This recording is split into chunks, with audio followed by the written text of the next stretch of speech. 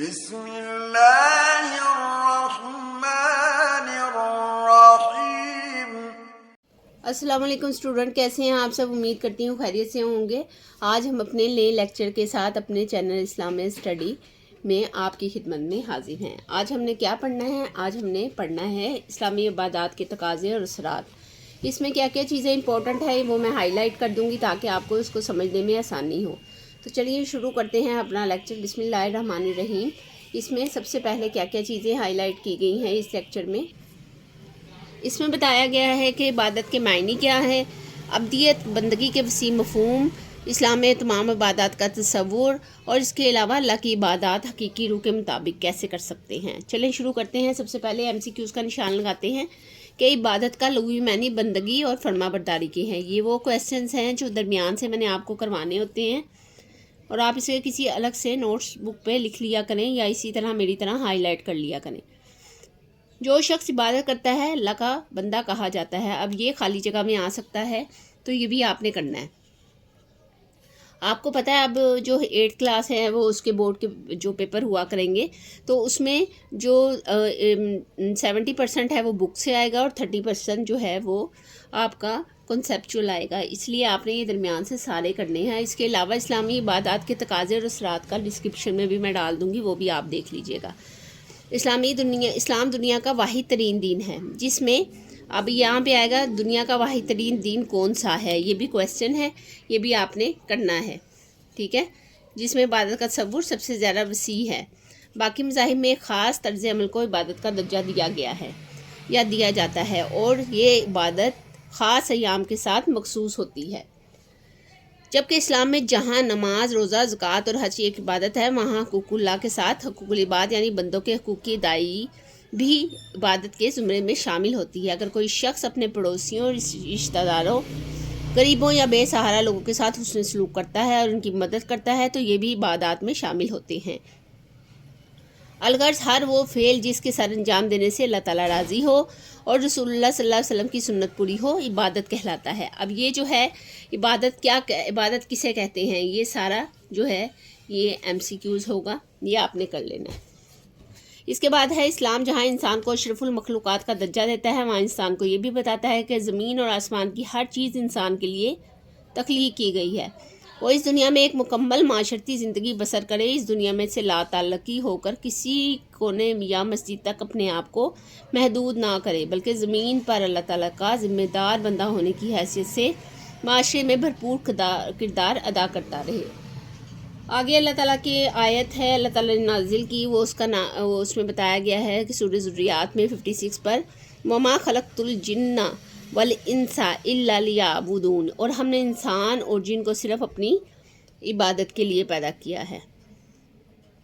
اسلامی عبادات انسان کو اللہ تعالیٰ کے قریب کرتی ہیں، جبکہ یہ بھی MCQs میں آ سکتا ہے، خالی جگہ میں آ سکتا ہے۔ جب انسان اللہ تعالیٰ کی رضا کے لیے نبی کریم صلی اللہ علیہ وسلم کے طریقے کے مطابق اللہ تعالیٰ کی عبادت کرتا ہے تو اللہ تعالیٰ کے قریب ہو جاتا ہے۔ اسلامی عبادات کے اثرات۔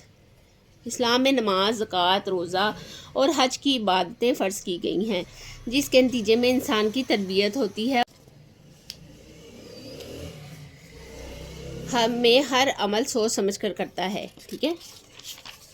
آگے ہے نماز انسان کے ذہن میں یہ احساس پختہ کرتی ہے کہ وہ اللہ تعالیٰ کا ایک عاجز بندہ ہے، اور نماز انسان میں فرض شناسی اور ضبط نفس اور مساوات کے یقین کو پختہ کرتی ہے، انسان کو برائی سے بچاتی ہے، پابندی وقت اور احساس ذمہ داری پیدا کرتی ہے۔ روزہ انسان کو عملی زندگی میں صبر کرنا سکھاتا ہے۔ روزے کی حالت میں مسلمان بھوک پیاس کے باوجود کچھ کھاتا پیتا نہیں ہے، گویا روزہ انسان کو نفس اور شیطان کے تابع داری سے روکتا ہے اور اس میں ضبط اور برداشت پیدا کرتا ہے۔ یہ امپورٹنٹ لائن ہے، یہ آپ نے یاد کرنی ہے۔ روزہ قانون کی پابندی اور دوسرے انسانوں سے ہمدردی اور غم گساری کے جذبات کو مضبوط کرتا ہے۔ زکوٰۃ سے مال پاک ہونے کے ساتھ ساتھ باہمی تعاون کے جذبہ پروان چڑھتا ہے۔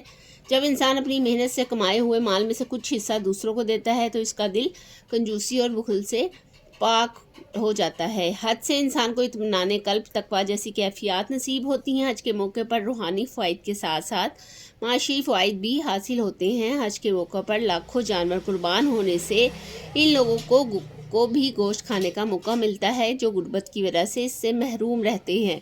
حج کے موقع پر اجتماعی مساوات کا عملی نمونہ پیش کیا جاتا ہے۔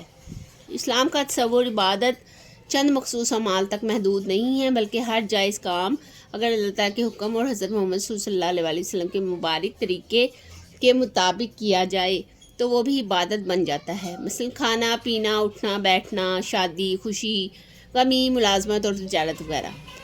اسلامی عبادات کا جامع تصور انسان کی پوری زندگی کو عبادت میں ڈھال دیتا ہے۔ انسان اس دنیا میں کی ہوئی عبادت کا بدلہ آخرت میں پائے گا۔ ہمیں ہر عبادت کو اس کے حقیقی پیغام کے سامنے رکھتے ہوئے انجام دینا چاہیے اور ہر عبادت نبی کریم صلی اللہ علیہ وسلم کے سنت مطہرہ کے مطابق ادا کرنی چاہیے۔ آگے ہے ہمارے پاس ایکسرسائز۔ درست جواب کا انتخاب کریں۔ عبادت کا لغوی معنی کیا ہے؟ بندگی۔ یہاں پہ ہم ٹک کریں گے۔ اللہ تعالیٰ نے انسانوں اور جنات کو پیدا کیا ہے نسل کی افزائش کے لیے، زمین کی رونق کے لیے، اپنی عبادت کے لیے۔ ٹھیک ہے۔ زکوٰۃ دینے سے انسان کا دل پاک ہو جاتا ہے بخل سے۔ اجتماعی مساوات کا عملی نمونہ کیا ہوتا ہے؟ حج ہے۔ عبادات کا جامع تصور انسان کی پوری زندگی کو ڈھال دیتا ہے مشقت میں، راحت میں، عبادت میں یا محنت میں؟ عبادت میں۔ مختصر جواب دیں۔ عبادت کا لغوی معنی لکھیں۔ اس کا جواب پہلے پیج پر ہے، یہ والا پہلے جو ہم نے ہائی لائٹ کیا ہے۔ عبادت کا لغوی معنی بندگی اور فرما برداری کی ہیں۔ یہ آپ نے پہلے سوال کا جواب لگا لینا ہے۔ آگے ہے اسلامی تصور عبادت سے متعلق ایک آیت کا ترجمہ لکھیں۔ یہ بھی فرسٹ پیج پہ آپ آئیں گے اور جو آیت کریمہ لکھی ہے اسی کو آپ نشان لگا لیں گے اور اسی کو آپ یاد کریں گے۔ عربی چاہے لکھ سکتے ہیں، ٹھیک ہے، نہیں لکھ سکتے کوئی ایشو نہیں ہے۔ انسان کی زندگی میں روزے کا کیا مقصد ہے؟ یہاں پہ آ جائیں گے، جو روزے والی ہیڈنگ ہے اس کو آپ مکمل لکھیں گے۔ روزہ انسان کو عملی زندگی یہاں سے لے کر مضبوط کرتا ہے یہاں تک۔ آگے ہے نمبر 4 پہ نماز انسان کی زندگی میں کیا اثر رکھتی ہے؟ جی تو یہ آ جائیں گے سیکنڈ والے پہ۔ یہاں سے آپ دیکھیں گے نماز انسان کے ذہن میں یہاں سے لے کر احساس ذمہ داری پیدا کرتی ہے، یہاں تک آپ نے اس کو نشان لگا لینا ہے۔ 4 کا آنسر ہے یہ۔ آگے ہے عبادت کو کس طرح ان کے حقیقی روح کے مطابق ادا کیا جا سکتا ہے؟ یہاں والا لاسٹ والا پیراگراف آپ لکھیں گے۔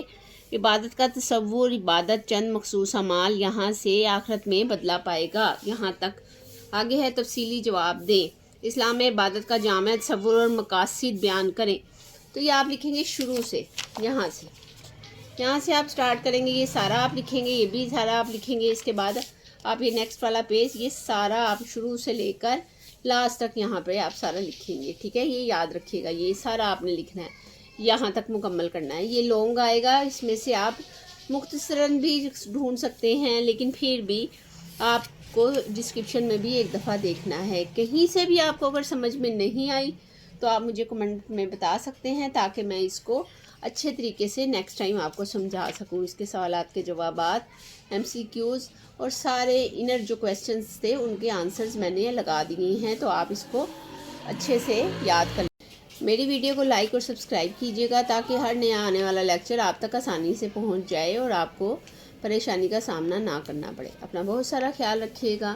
نئے لیکچر کے ساتھ، نئی ویڈیو کے ساتھ دوبارہ سے پھر حاضر ہوں گے۔ تب تک کے لیے اللہ حافظ۔